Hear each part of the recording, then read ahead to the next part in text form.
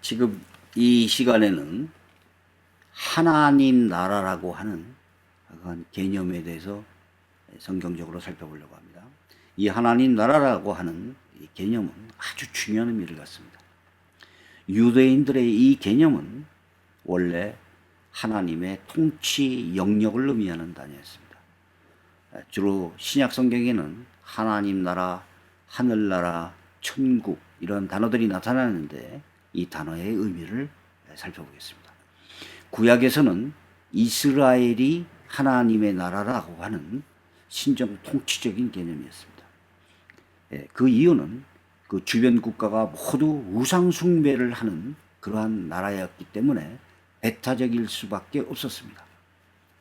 그래서 이방인들과는 결혼도 할 수 없고 이방인들과는 전쟁을 하면 모두 죽여라라고 하는 규절까지 나오기도 있었습니다.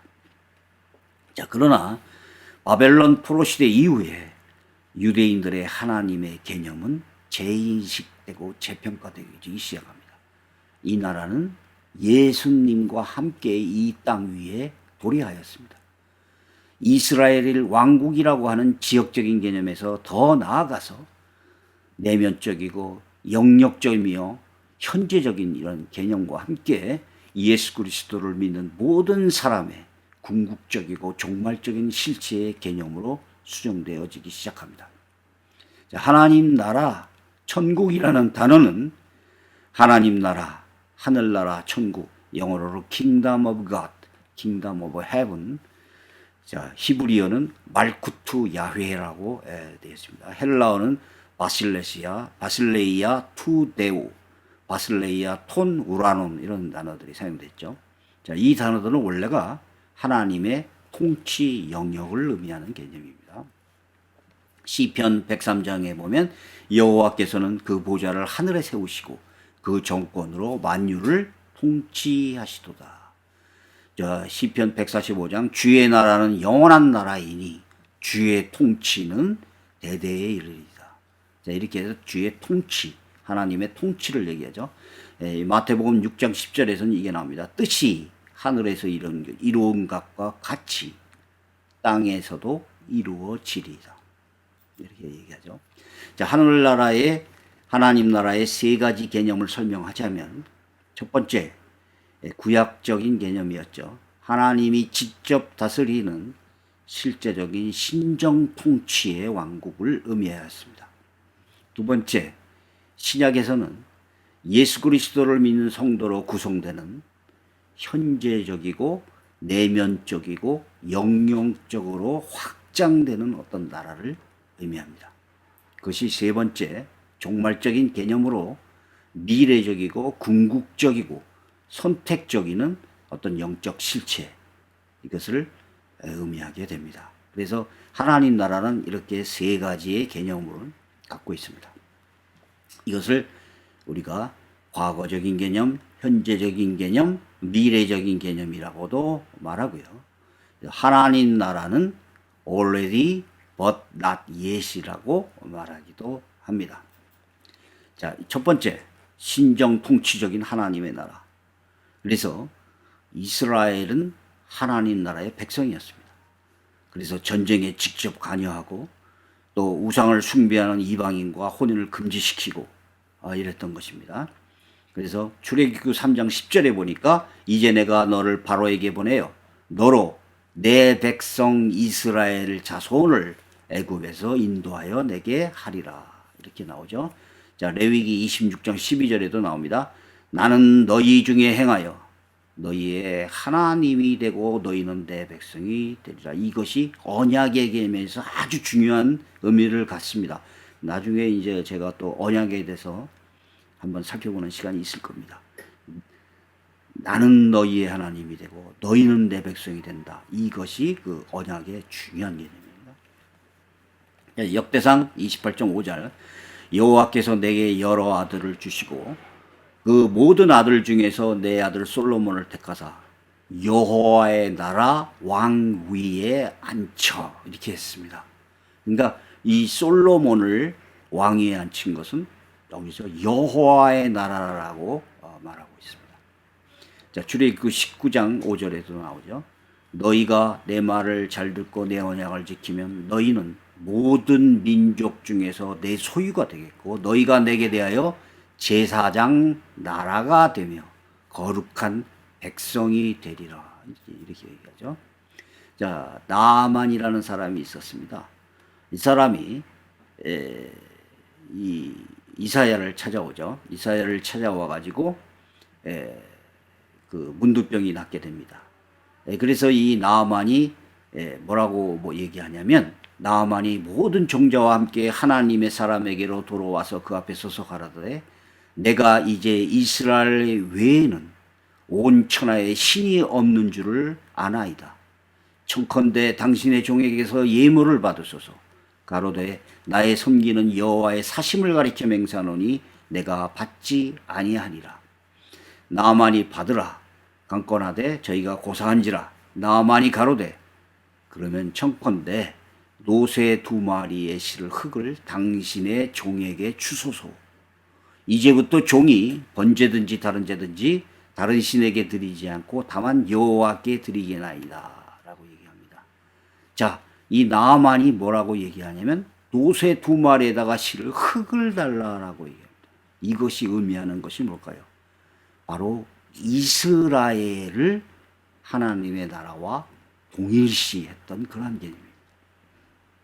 그래서 이 나아만이, 군대장관 나아만이 앞으로는 하나님께 예배를 드리겠다. 그런데 그 예배 드릴 곳이 어디냐? 이 흙을 달라는 겁니다. 흙을 깔아가지고 그 위에서 예배를 드리겠다는 뜻이죠. 자, 이런 것이 그 이스라엘의 그 하나님 나라에 대한 개념을 얘기하는 것입니다. 이스라엘의 왕국관입니다. 이 하나님은 온 세상에 편지하는 분이었죠. 근데 유대인들은 하나님은 언약궤 안에 계시는 분이었고 그들의 장막에 거하시는 분이었고 그들의 성전에 계시는 분이었고 이렇게 생각했습니다. 이스라엘 백성들의 나라가 곧 하나님 나라와 실체와 동일시 되어 왔습니다. 근데 그들이 남북조가 이제 멸망을 당하고 포로기를 거치고 그들이 여러 지역으로 흩어져 가지고 디아스포라로 흩어지게 됩니까? 그들의 하나님 나라의 개념은 점차 지리적 영역과 정치적 실체의 개념에서 벗어나게 됩니다. 이것이 구약에서 다니엘서 7장 13절에 구약에서 얘기한 궁극적인 하나님 나라가 나오죠. 내가 밤 이상 중에 보았는데 인자 같은 이가 하늘 구름을 타고 와서 옛적부터 항상 계신 자에게 나와 그 앞에 인도되매 그에게 권세와 영광과 나라를 주고 모든 백성들과 나라들과 각 방언하는 자로 그를 섬기게 하셨으니 그 권세는 영원한 권세라 옮기지 아니할 것이요 그 나라는 패하지 아니할 것이라. 자, 구약에서 다니엘서가 보았던 이 하나님 나라의 개념은 영원한 모든 백성과 나라들 이렇게 개념이 됐습니다. 그래서 그들은 결국 하나님 나라에 대한 정치적인 현실에 대해서 큰 갈등과 긴장을 가지지 않았습니다. 그래서 그들은 메시아의 출현을 유대인들은 그들이 로마로부터 압제와 구속으로부터 해방시켜줄 정치적이고 어떤 그 새로운 왕국을 건설할 인물로서 기다리고 있었던 겁니다. 그래서 세례 요한마저도 예수님을 이스라엘 구할 실제적이며 정치적인 메시아로 확인하고 싶었던 것입니다. 그들은 정치적이며 역사적이고 실체적인 새로운 왕국의 출현을 하나님 나라로 소망하게 됩니다.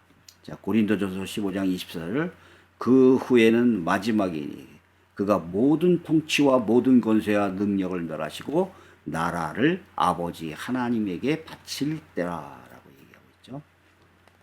자, 이 하나님 나라가 예수님과 함께 도래합니다. 그래서 하나님 나라는 도래는 겨자씨만한 조그만 성장부터 크게 나무에서부터 자라나는 그러한 성장에 비유됐죠. 또 가루 섬 아래 넣어서 부풀어지는 누룩으로 비유됐습니다.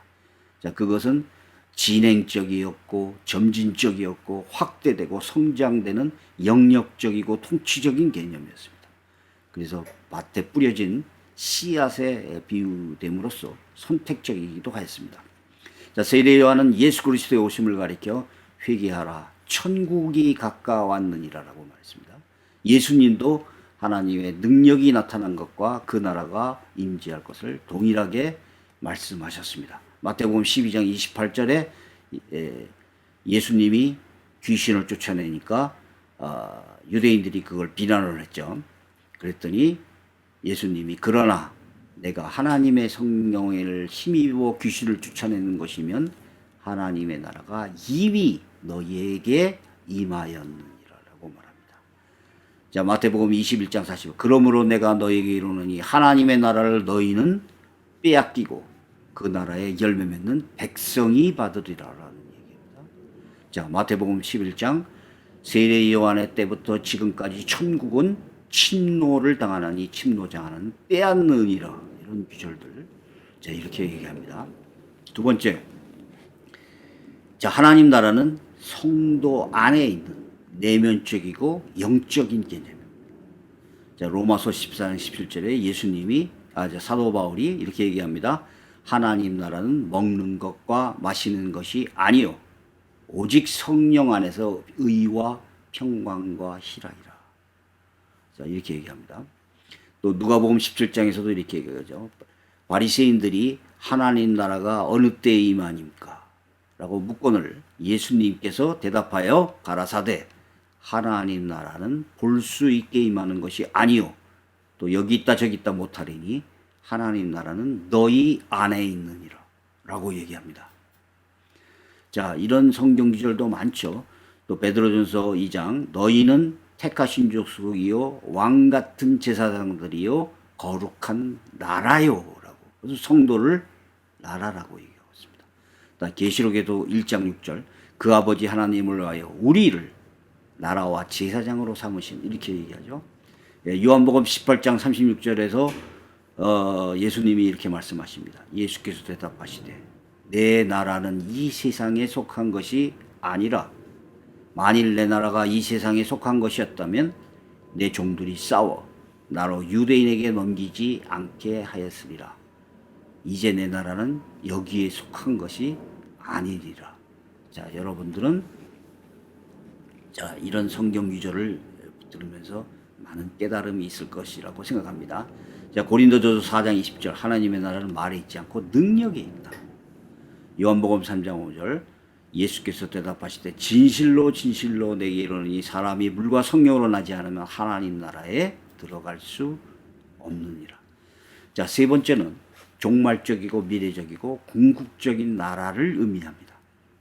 자, 여기에서 계시록 14장 그래서 또 어떤 분들은 하나님 나라를 영적이고 현재적이고 내면적인 걸로만 얘기하고 또 이 미래적이고 궁극적이고 우리가 가는 천국은 없다라고 얘기하는 사람들도 있어요. 그러니까 이런 것들은 불균형적이고 성경적이 아닙니다. 성경적으로는 이 세 가지를 모두 다 말할 수 있어야 돼요. 자, 계시록 14장 13절 내가 들으니 하늘의 음성이 나서 가로되 기록하라. 지금 이로 주 안에서 죽는 자들은 복이 있도다 하시매 성령이 가라사대 그러하다. 이렇게 얘기하죠. 또 마가복음 9장 1절 또 저희에게 이르시되 내가 진실로 너희에게 이르노니 여기 섰는 사람 중에 죽기 전에 하나님 나라가 권능으로 임하는 것을 볼 자들도 있느니라 라고 얘기합니다. 그러니까 이것은 죽고 나서 하나님 나라를 보는 것이 원칙이죠. 그런데 죽기 전에 하나님 나라가 권능으로 임하는 것도 볼 자가 있다라고 말씀하시는 겁니다. 자, 빌립보서는 정확하게 이렇게 오직 우리의 시민권은 하늘에 있는지라 이렇게 얘기를 하죠. 또 여기 히브리서 11장 저희가 이제는 더 나은 본향을 사모하니 곧 하늘에 있는 것이니라 이렇게 얘기합니다.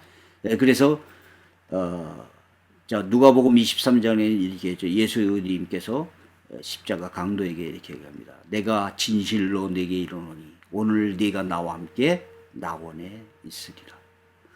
자, 이런 얘기들 많죠. 디모데후서 4장 18절에는 아주 구체적으로 나와 있습니다. 주께서 나를 모든 악한 일에서 건져내시고 또 그의 천국에 들어가도록 구원하시리니. 자, 정확히 얘기했죠. 자, 그래서 이런 성경 기전들은 상당히 그 종말적이고 궁극적인 그 하나님 나라를 얘기하는 것은 많이 있습니다. 상당히 많습니다. 자, 요한계시록 21장에도 나오죠. 예, 히브리서 12장 21절에도 나옵니다. 23절. 살아계신 하나님의 도성과 하늘의 예루살렘과 계속 나오죠. 자, 그렇다면 어떤 분들은 또 하나님 나라와 천국이 다르다. 하나님 나라는 내면적이고 현재적이고 영역적인 것을 말할 수 있다. 그러나 천국, 죽어서 가는 천국과 다르다라고 또 얘기합니다. 다르지 않습니다. 자, 마가복음에서는 이렇게 합니다. 가라사대 때가 찼고 하나님 나라가 가까웠으니 회개하고 복음을 믿으라. 마태복음 4장에서는 똑같은 규절이 나오는데 예수께서 비로소 전파하여 가라사대 회개하라. 천국이 가까운 이렇게 나옵니다. 자, 마태복음 4장 23절 예수께서 온 갈릴리에 두루다니사 회당에서 가르치시고 천국 복음을 전파하시며 이렇게 얘기하죠. 누가복음 9장 11절에서 똑같이 나와요. 예수께서 저희를 영접하사 하나님 나라의 일을 이야기하시고 똑같은. 자, 그래서 어느 성경 기절에는 하나님 나라, 어느 성경에서는 천국이라고 나와 있습니다.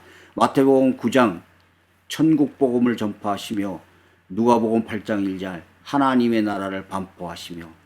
자, 여기 또 우리 그게 나오죠. 마태복음 5장 3절에 팔복 심령이 가난한 자는 복이 있나니 천국이 저희 것이며. 누가복음 6장 20절에서는 이렇게 합니다. 가난한 자는 복이 있나니 하나님 나라가 너희 것이야. 자, 이렇게 뭐 많죠. 또 똑같은 규절입니다. 대조되는 규절인데 동서로부터 많은 사람이 이르러 아브라함과 이삭과 야곱께 천국에 앉으려니와. 누가복음에서는 얘기해요. 너희가 아브라함과 이삭과 야곱과 모든 선지자는 하나님 나라에 있고. 자, 이렇게 마가복음 10장 천국이 가까웠다라고, 누가복음 10장 하나님 나라에게 너희에게 가까이 왔다. 뭐가 들립니까? 그러니까 여기 이 마태복음 11장에서 이거 나오죠. 여자가 낳은 자 중에 세례 요한보다 큰 이가 일어남이 없도다. 그러나 천국에서는 극히 작은 자도 저보다 크니라. 누가복음에 이렇게 나옵니다. 여자가 낳은 중에 요한보다 큰 이가 없도다. 그러나 하나님 나라에서는 극히 작은 자도 저보다 크니라. 다른 게 없습니다. 마태복음 11장 천국은 침노를 당하니 침노하는 자는 빼앗느니라. 누가복음 16장 하나님 나라의 복음이 전파되어 사람마다 그리로 침입하니라. 똑같습니다. 자, 여기 상당히 많죠. 마태복음 13장 천국은 좋은 씨를 제밭에 뿌린 사람과 같으니. 마가복음 4장 하나님의 나라는 사람이 씨를 땅에 뿌린 것 같으니.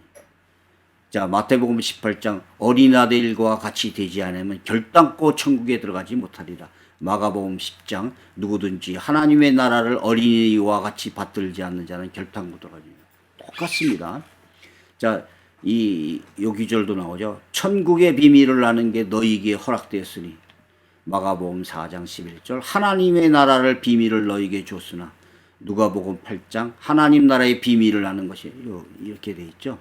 자, 심지어 똑같은 마태복음 19장에 보니까 천국도 나오고 하나님의 나라도 동시에 나옵니다.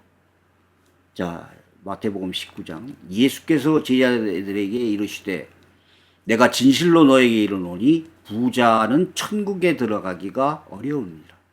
다시 너에게 말하노니 약대가 바늘기로 들어가는 것이 부자가 하나님 나라에 들어가는 것보다 쉬우니라. 똑같은 문장에 하나는 천국, 하나는 하나님 나라라고 되어 있습니다. 자, 그래서 하나님 나라에 대해서는 우리가 성경이 말하고 있는 하나님 나라입니다. 첫째, 하나님이 직접 다스리는 실제적인 신정 통치 체제, 정치의 영역, 이것을 우리가 과거적인 개념이라고 설명하죠. 둘째, 예수 그리스도를 믿는 내 개인적인 성도로 구성되는 내면적인 영역, 현재적인 개념입니다. 셋째, 종말적이고 미래적이고 궁극적인 영적 세계의 실체, 이것은 미래적인 개념입니다. 자, 그래서 하나님 나라가 세계라는 뜻이 아니라 하나님 나라는 똑같은 이렇게 세 가지의 의미로 성경에서 사용됐다는 것입니다. 자, 이것도 제가 이거 많이 이렇게 표현하는데 제가 주장하는 것이 저의 개인적인 주장이 아니다라는 것을 말하기 위해서 제가 여러 가지 신학책이나 원어 또 주석 이런 것을 이제 참조합니다. 이것을 제가 감리교인 제가 개혁주의 종말론 안토니 후쿠마의 그거를 인용하였습니다. 여기 보니까 이렇게 나와요. 리출 하르낙 노드는 하나님의 왕국을 전적으로 현재적인 것으로 생각했으며 반면에 바이스, 슈바이처, 몰트먼 같은 사람들은 하나님의 왕국을 전적으로 미래적인 것으로 가르쳤다. 그러므로 불구하고 게르만 할더 보스와 오스카 굴만은 같은 성경학자들은 하나님의 왕국을 현재적이며 동시에 미래적인 것으로 보았다. 이렇게 신학적인 그 신학자마다 어떤 견해가 좀 차이가 있다는 겁니다. 자, 저는 감리교입니다. 웨슬레 조직 신학을 한번 보죠. 하늘나라와 하나님의 나라는 동일한 사실에 대한 두 개의 수로에 불과하다. 그것들은 하늘에서 누릴 행복한 상태만이 아니라 이 땅에서도 누릴 수 있는 상태로서 이것은 소유한다기보다는 인간 심령 속에 있는 하늘의 영광스러운 상태이다. 이것은 지상에 실현되는 복음의 시대로서 하나님의 아들이 모아서 하나님께 드리는 그의 백성들의 사회인데 먼저 지상에서 이루어지고 다음에 영광 중에 하나님과 함께 있게 될 것이다. 성경에는 이 천국이 특히 지상의 것으로 표시되기도 하고 천상의 영광의 상태로도 나타냈으나 보통으로는 둘 다 함께 포함한다. 자, 이 여러 가지 그 이제 견해들이나 신학 정책이 있겠지만은 제가 개혁주의 신학과 웨슬레 조직 신학을 이렇게 두 개를 인용한 것은 정통 신학적인 하나님 나라의 세 가지 개념은 정통 신학적인 그 견해다, 신학적인 견해라는 것을 주장한 것입니다. 그리고 무엇보다도 저는 모든 성경을 인용하면서 설명을 드렸습니다. 여기까지 하겠습니다.